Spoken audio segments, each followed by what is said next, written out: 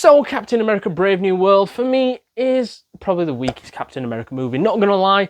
However, my next statement might be a bit contradictory because I actually think it's a good film. Yeah, just a little bit contradictory, yeah, because I think this movie feels rewarding, again, contradictive.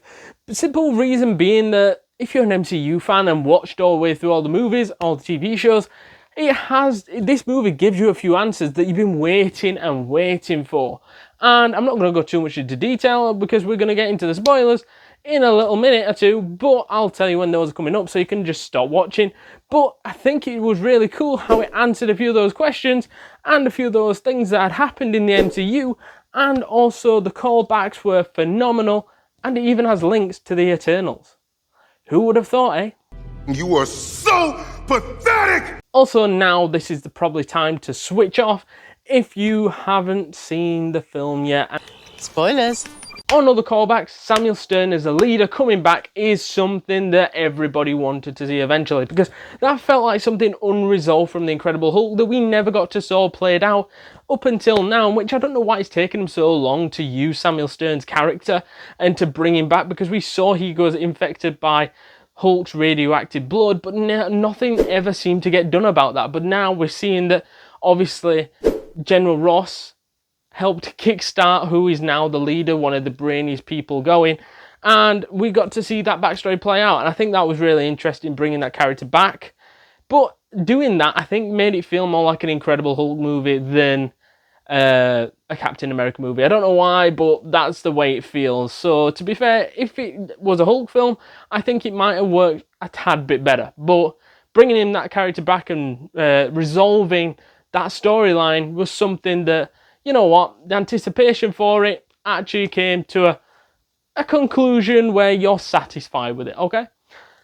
And I think the main thing what the story is about is obviously with the adamantium, which we mentioned, and I think having that being the main thing of Harrison Ford's character, General Ross trying to pursue a deal so that they can salvage it altogether, so they can salvage the strongest metal on Earth. And I think that was a good idea, because then you had the mix of challenges in. Obviously, Samuel Stern trying to disrupt and be chaotic and to help stop General Ross by revealing who he actually is, because he has plagued him with this radioactiveness, because obviously General Ross wanted to cure him because he's got heart problems and he's got a load of health issues, and General Ross probably put his health in the wrong hands and decides to give it into the hand of the leader, and the leader decides to spike him basically with radioactive stuff, which then creates him into the Red Hulk. And I think that was good, but the problem is with the Red Hulk, let's admit, he spent less time in the movie than I think Elijah Wood did in Spy Kids 3. Cake.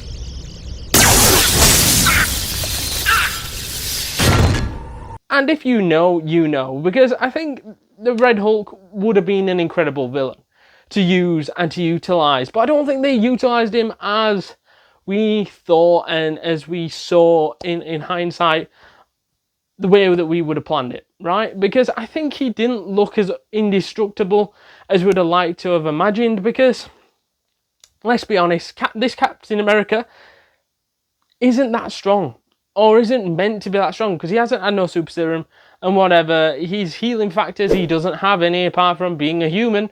So it's one of those where you're just thinking, necessarily speaking, Red Hulk should just walk all over him, which he does throughout most of it, but then it gets to a point where Captain America, now the new Captain America, talks him down and goes, do you really want to hurt me? Oh, of course not. And then he shrinks back down to normal and calms him down. It's like that simple, and it's like, oh, you missed a chance there, a massive chance to really show how powerful Red Hulk is going to be. But I suppose there's always a chance that they could bring him back, but I don't know if they will, because it felt like they'd resolve things, and that's just saying for now, innit? But looking down the line, I don't know if Harrison Ford will return as General Ross.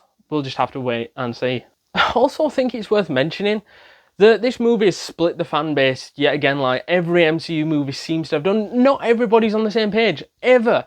I think Deadpool and Wolverine was like, everybody satisfied? Yep, we're all satisfied.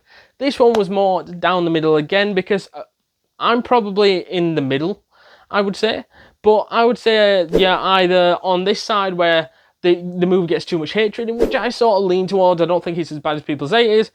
But then you've got this other side, which is like, it's a crap film. It's another bad MCU movie. But I don't know if those sorts of people have sort of, I don't know, seen movies like Eternals or the Marvels, where it's like, they're the average of the average, where you're just thinking, hang on a second, if we're going to sit there judging movies, this ain't one to judge, because I think it did a good enough job where you weren't like, it's not bad, it's not really bad, and it's not amazingly good like Deadpool and Wolverine, it's just in the middle.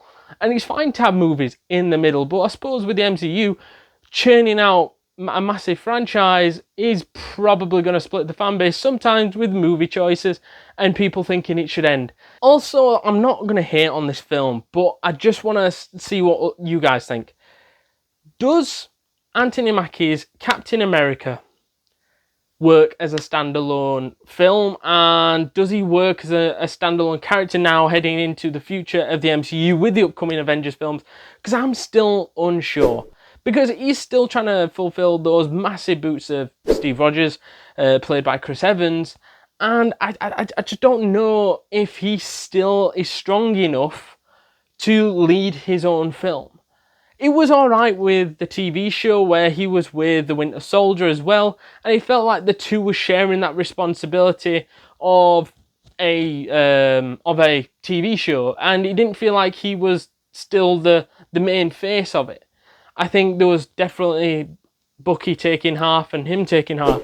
I'm just not quite sure if he, just like other characters, are ready for that step up of his own film. And it felt that way with this one. It weren't a bad film, it was a good film.